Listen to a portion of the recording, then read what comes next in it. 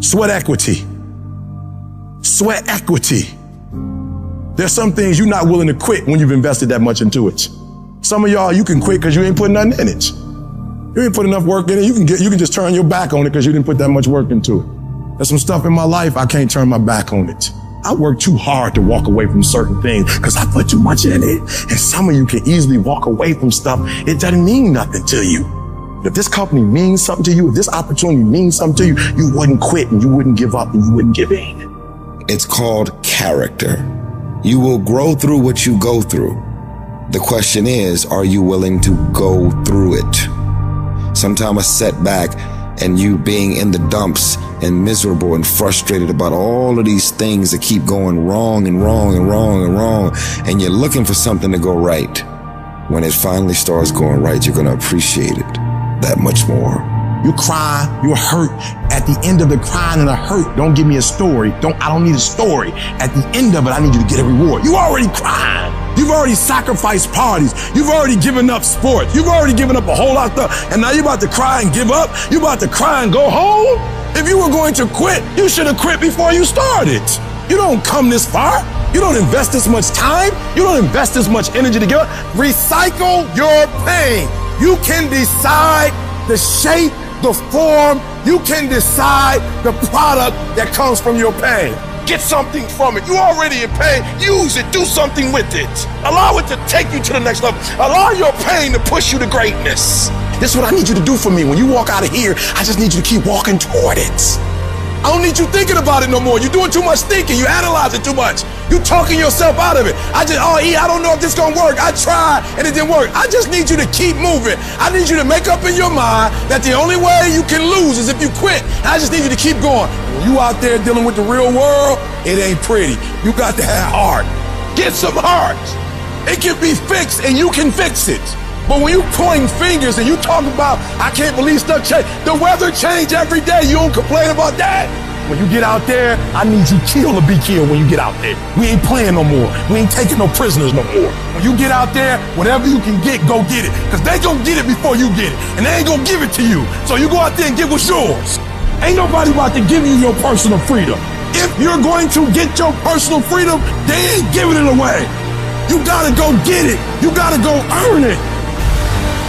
That test might not go away. That pain might not go away. That fight might not go away. You are a warrior. It's time for you not to back up, not to give up, not to give in. You are a warrior. It's time to fight.